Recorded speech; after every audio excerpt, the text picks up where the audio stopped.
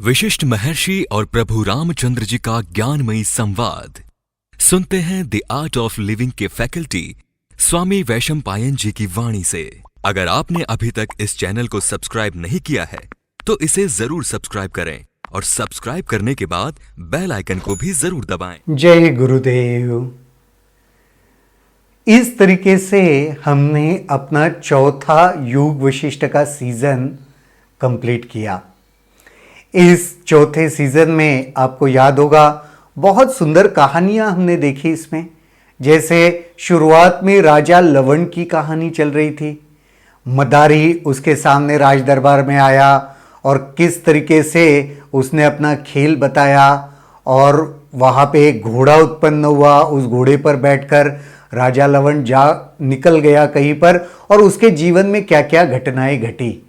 और जब वो उस भ्रांति से बाहर आया और उसने खोजा तो उसने पाया कि जो जो उसने अनुभव किया था वो कहीं पे सत्यता में हुआ भी था।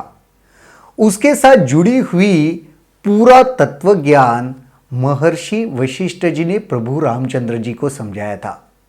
उसी के बाद में महर्षि जी ने एक बहुत सुंदर कहानी ऋषि भृगु और उनके पुत्र शुक्र की बताई थी। अगर आपको याद होगा, भृगु महर्षि जब ध्यान में बैठे हुए थे, उनका पुत्र शुक्र वहां पे उनके सेवा के लिए था और जब वो सेवा कर रहा था और कुछ समय के लिए बैठा था तो उसने देखा कि एक अप्सरा कहीं जा रही थी। उसके साथ उसका मन लग गया और वो अप्सरा के पीछे पीछे स्वर्ग में जा पहुंचा और फिर उसके साथ क्या क्या घटना हुई और वो कितने सारे जीवन जी चुका, भोगों में लिप्त रहा और वो जो शुक्र का जो शरीर था वो तो नष्ट हो चुका था। जब भृगु महर्षि अपने ध्यान से तप से उठे तो उनको बड़ा गुस्सा आया काल पर और वो काल को शाप देने के लिए प्रवृत्त हुए।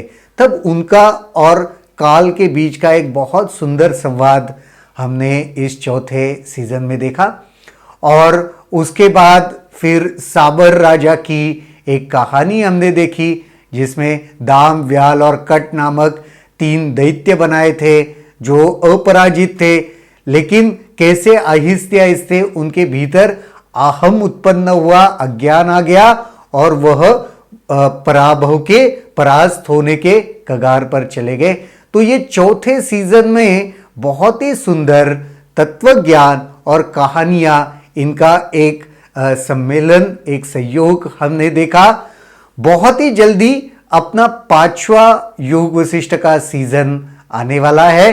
तब तक के लिए ये जो सीजन हमने देखा उसमें के कुछ वीडियोस आप देखते रहे, उसके ऊपर मनन करते रहे, चिंतन करते रहे। जल्दी ही मिलेंगे योग वशिष्ठ के 5वें सीजन में। तब तक के लिए जय गुरुदेव।